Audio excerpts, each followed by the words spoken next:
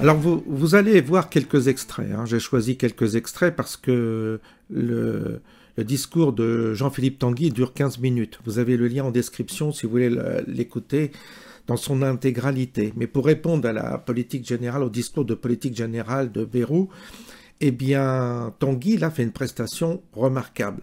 Alors, parce qu'il faut rendre à César ce qui est à César, il a vraiment soigné ce discours aux petits oignons.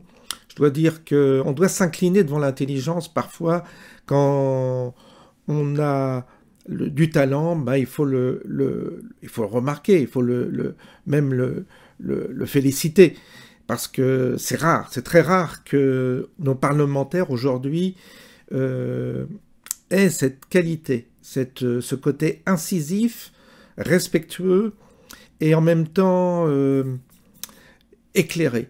Et c'est ce que je remarque chez Jean-Philippe Tanguy. Alors, on ne sera pas d'accord sur tout, hein. Il faut être bien d'accord que moi, je ne fais que relayer quelques extraits là que vous allez découvrir, qui sont, à mon avis, les éléments qui ont été marquants de ce discours. C'est mon interprétation.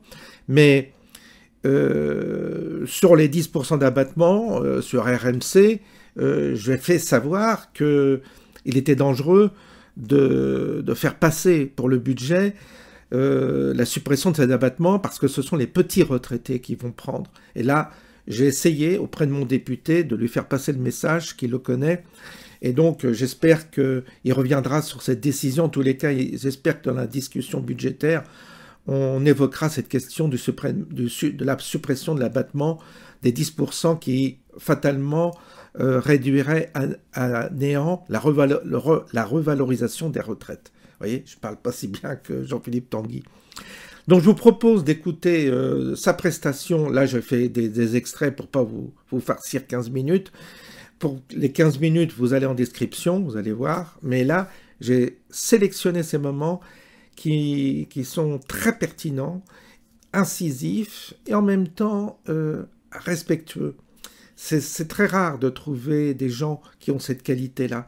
Et justement, puisqu'il l'a, eh bien, je trouve que c'est normal qu'on mette en valeur, surtout par rapport à la bêtise des députés de LFI, qui sont vraiment...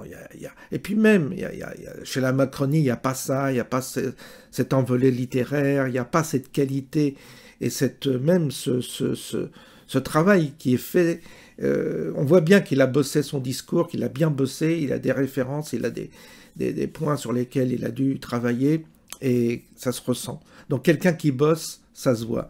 Et là, en l'occurrence, on constate qu'il a bossé son discours, et ça le distingue des autres qui, je le crois, font dans la facilité, mais ne travaillent pas bien leur sujet.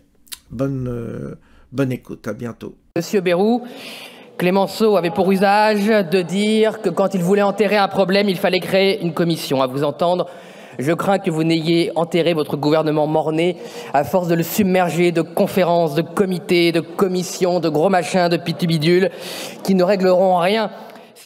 Face à la pire des tragédies, vous continuez avec votre gouvernement de mentir encore dans votre discours sur la population à Mayotte. Vous mentez avec des visites Potemkin, vous mentez avec des annonces médiatiques rassurantes pour l'Hexagone, mais qui dissimulent en réalité la détresse, la tragédie que vivent les Mahorais. Vous mentez sur tout à Mayotte, sur l'électricité, sur les vivres, sur l'eau, sur l'école, sur les soins, sur la sécurité, sur la submersion migratoire et même, c'est sans doute le pire, sur la gravité du bilan humain de cette catastrophe. Comment, encore aujourd'hui, la 6e puissance mondiale n'est-elle pas capable de dire aux Françaises et aux Français combien nous devons pleurer de morts à Mayotte? C'est inacceptable qu'au bout d'un mois, cette situation soit encore celle-ci. Aucun Français, ailleurs sur le territoire, n'accepterait de savoir combien nous sommes endeuillés, combien nous devons pleurer de disparus français.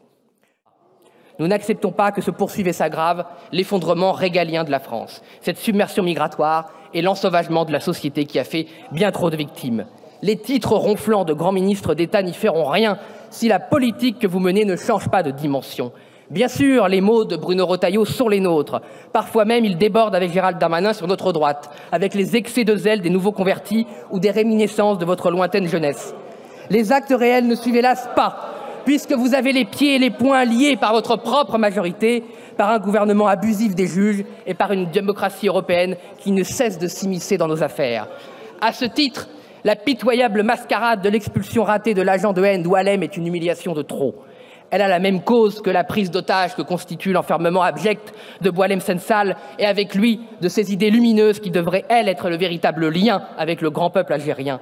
Mais quel respect pourriez-vous espérer des gérontes du régime d'Alger, vous, avec Emmanuel Macron, qui alternait en 2017, en quelques mois, l'éloge de la colonisation, puis l'insulte à notre histoire en prétendant que la France avait commis des crimes contre l'humanité?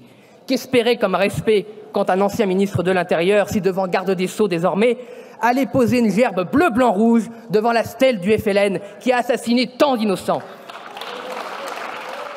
Ministre, pour commencer à redresser la France, il faut enfin rompre avec le macronisme. Le voulez-vous? Le pouvez-vous? Je crois que non.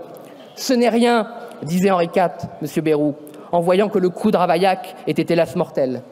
Mais personne, pas même le meilleur des rois, ne peut maîtriser des tragédies qui dépassent sa personne. Or, comme disait Charles de Gaulle, dans un drame où chaque peuple joue sa vie, il faut que des hommes de cœur aient le courage de voir les choses en face et de les dire avec franchise et surtout d'agir. Nous disons aux Français, tenez bon, on arrive. Je vous remercie.